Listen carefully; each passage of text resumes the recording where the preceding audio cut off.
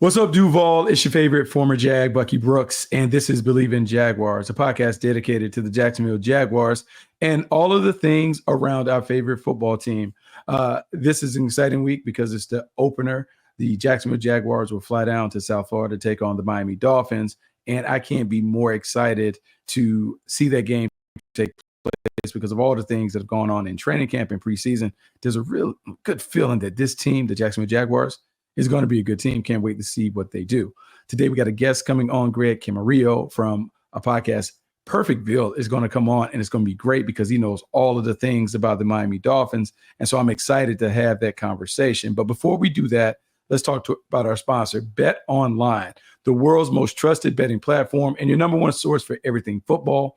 Bet Online has every stat, every matchup, even live odds and spreads to bet on during games. Think you know your stuff? Get in on our $200,000 mega contest and pick 5 games against the spread every week for your chance to win weekly prizes and a share of $200,000. When the game is over, head on over to our online casino, get in on a game of blackjack or poker, or unwind with one of our over 150 slot games. Head to the website today to get in on the action. Bet Online, the game starts here. But today we're going to venture out. We're going to, I guess we can kind of go behind enemy lines and kind of see what is going on. We have the kickoff this weekend, the Jacksonville Jaguars venturing down to South Florida to take on the Miami Dolphins. And I want to bring on my man, Camarillo, to talk about the Dolphins. Greg spent a long time in the league, played for a few different teams, but he knows the Miami Dolphins well because he spent some time down there playing for the Fins. So what's up, Greg? What's happening? Bucky, how you doing, man? It's a great weekend. We get football back. Been holding on to like the feeling of a kid on Christmas morning, ready to unwrap these games this weekend. Look, man, there's a lot of excitement. Like, football is kicking off. Everyone understands that, like, we all start at 0-0. So the optimism is brimming at an all-time level. A lot of excitement in the state of Florida. Obviously, you're down with the Miami Dolphins. You know kind of how they get down. Up in Jacksonville, you got the owner talking about this is the best version of the Jaguars that he's seen. So everyone will be anxiously awaiting that first kickoff. But let's talk about the Dolphins because you've kind of been around the team. You know the team, the franchise well. Like, your initial thoughts on the Dolphins heading into the 2024 season. I think it's their time, Bucky, to be honest with you. And it's an interesting thing I learned. So as a player, you feel that way every year. Like, the coaches and ownership aren't doing their job if you don't go into the season thinking you've got a shot.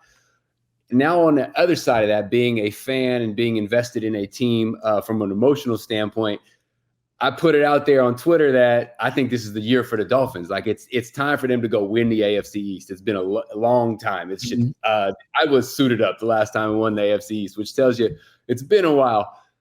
And then I learned that the rest of the world thinks that Miami Dolphin fans are delusional because we feel this way every year. So I live on the West Coast. I'm used to Raiders fans being the delusional ones that think they're going to win the championship. So now I'm learning that Dolphin fans are the ones considered delusional. But putting that to the side, I honestly feel like they got a good shot this year. Like, this is the time. You've put, just like Jacksonville put a bunch of money into Trevor Lawrence, they put a bunch of money into Tua. The difference being you have what the players considered the number one player in the NFL, and that's Tyreek Hill. And he's 31 years old, I believe. And so, like, you don't have that many more years to go to look at it and say, hey, we got these guys. This year, they've got those guys. And I think this year is the year the Miami Dolphins finally get themselves another AFC championship.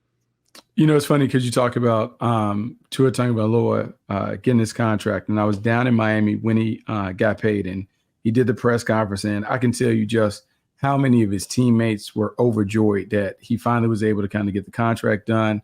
And it came on the heels of Tyreek Hill getting his contract. And then right before all of those guys got done, Jalen Waddle got a little sweetening of the pot. And so the Miami Dolphins have really made a concerted effort to build this team around the quarterback. You being a wide receiver, you know the position so well. You also know speed. When I look at this team, I always liken them to a world-class relay team.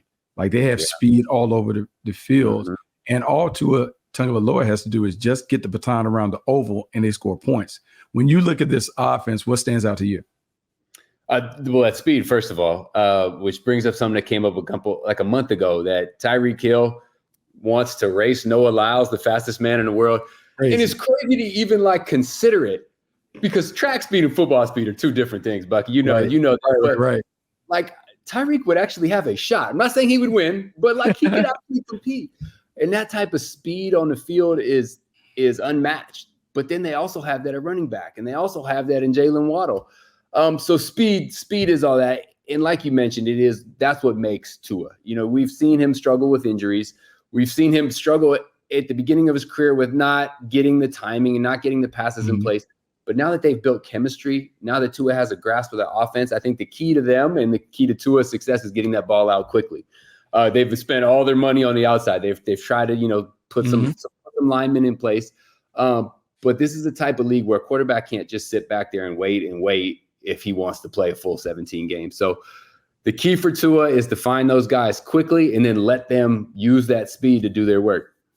Yeah, it's a very difficult offense to defend, right? It's not only the speed that you talk about, because we talked about the speed in Waddle and Tyreek Hill, and look, OBJ's on the shelf for the first 4 games, but when he comes back, he's not classic OBJ, but he's still good enough to be a number 3 receiver that can give nickel backs problems, and all of the speed in the backfield. And look, because you know the team, but not only are we talking about track speed, we're talking about legit track speed from Raheem Mostert to Devin Achane to the new rookie, Jalen Wright, like all legitimate track stars. And so when they get the ball, look, that low-cut grass, because I've seen it, like I don't even know what it is, that low-cut grass, they're flying out there. Yeah. It is a fast team. And when you think about what they can do in the early part of the season when the heat is to their advantage and they're playing with tempo and they're wearing you out and you just don't have enough bodies, it's really scary. The one thing that I would worry about if I'm a Dolphins fan, like, what has been the reason why they haven't been able to finish the season like they start the season? Oh, yes. And such a collapse last year. That's what I've heard is their focus going into this year, with new guys coming in. Jordan Poyer from Buffalo as a safety, a proven veteran. He came in with the message of, we're stopping this idea of the Dolphins being soft, the Dolphins not being ones that finish. And that's a guy that's been in the division. So he has taken full advantage of that mentality. But now the focus is to change that. And it's not just one guy. That has to be a whole team thing. That has to be a coach thing. That has to be a mentality. But to identify it, to acknowledge it, and then to try to change it, those are the steps. Now, can they do it? That's that, Bucky. We'll have to wait and see. And like we saw last year, I think they were first in the division with like 5 weeks left, and then just totally blew it. We're gonna have to do. That's going to be the marathon to see if they have changed that mentality. Because, like you mentioned, we know they can come out of the gate fast, but can they hold on? I would like to think so, but obviously I'm biased, so we just gonna have to wait and see. So it's funny because the Jaguars are coming off a similar issue in terms of not being able to finish. Start out 8-3. At one point, they were the number 1 seed in the AFC, and then just completely fell apart, losing five out of their last 6 games. And so coming into the year, it's all about finishing and focusing and making sure that you play your best ball in December and January. We were in the league or around the league when, look, man, let's be honest, the Indianapolis Colts with Peyton Manning, even though they're not playing outside, they were playing inside, and it was imperative for them to race out to a fast start so they could get home games. I think the key for Miami and Jacksonville is to win enough early where they're ahead of the race, and then they just need to hold on so they can get multiple home games because, who wouldn't want to go and play in South Florida in January when you have an opportunity to play for it all? But based on the way that team is built, they need to play at home because you don't want to get stuck in, Buffalo, Cincinnati, Cleveland when it's cold, and it really impacts the way that track team operates on the perimeter. Yeah, exactly. If you end up at that snow game, a muddy game, a wet game, it is hard to throw the ball. And I don't care how fast Tyreek Hill is, when the weather conditions make it more even, the heavy running team is going to win. I actually did it. This has nothing to do with winter, but summertime in Florida can throw some weather at you. So I actually checked out the weather report thinking, that typical afternoon thunderstorm could come hamper the passing game of the Dolphins, which would be a huge bonus for Jacksonville with ETN in that run mindset. But right now, Siri tells me the skies are clear. So we're going to have to man. see what it looks like. Man. So you talk about full effect. So full effect. So now I'm gonna put my coaching hat on, because having watched the Jaguars all preseason, they have a new defense coordinator, Ryan Nielsen. He has come in and they're playing man-to-man all over the place. Yeah. And their entire premise is nothing cheap, nothing deep. They want to line up. They want to play bump and run. They want to take away the gimmies, the layups, the RPOs, but they also want to be aware of the deep ball. So knowing the Dolphins like is that a good idea to play man-to-man against the Dolphins? All right, but Bucky, they gotta be playing chess, right? Because there's no way you go into the first game. There's no way you go into the first game with the Dolphins knowing we're getting bump man covered. I went to the Chargers-Dolphins game. I think it was 2 years ago. I worked for NBC San Diego, and so they knew those were both my former teams. So I got to go watch, and the media booth is way up at the top. So you get a bird's eye view of everything. The Chargers did a great job of always putting 2 over Tyreek Hill. And super obvious from the snap, almost in a message to Tua, like, hey, man, like he's out. He's out over there. Don't worry about it. There was one play where you start seeing a shifting and pressure coming and a clear man-to-man coverage pre-snap. Like literally one play the whole game, 60-something yards to Tyreek Hill, just want to say touchdown. And like I saw it coming from the booth and I'm freaking out like, oh my God, what are you doing? You can't do it. Like you cannot play Tyreek Hill man-to-man and make it obvious. You cannot play him bump and run with no safety help. It's just he's too good of a player. So a defensive coordinator knows that if he puts someone up and bumps, someone's going to come flying out to cover him. This is not true man-to-man, one-on-one coverage because you're not going to win that way. So because I'm sitting there and I'm like, okay, man, there's been a lot of man-to-man. Haven't seen a lot of zone, a lot of man coverage, hey, we're going to challenge them, not give them anything. And I'm just thinking, not only the pure speed that the Dolphins have on the perimeter, but then you got Mike McDaniel who's over there creating motions that look, man, we've been around the league a long time. Like that exit motion and all that stuff that they were doing. To me, I was like, this isn't fair. This is basically a track meet, but Tyreek Hill is getting the stick at the end of the zone to send him out to then let him run a dig route at 17 yards. You can't even keep your body square if you're a defensive back doing it. Talk about the creativity that you see from Mike McDaniels each week. Yeah, that's what I love. I mean, I'm a former wide receiver. These are the type of things you love to see. It makes it incredibly hard for defenses. If you just line up a guy, it's real simple to put a safety over top and in a corner over him. But when the guy is always lining up in a different spot and then moving, it just becomes that much more difficult. And then that's where Jalen Waddle gets the, because if the focus is, all right, Tyreek's over here and then he's motioning back and forth, you can't double everyone. You can't focus on everyone. And then the Dolphins even added Jonnu Smith as a tight end, who is he the same level of threat? No, but he still is a proven tight end in this league. Yeah.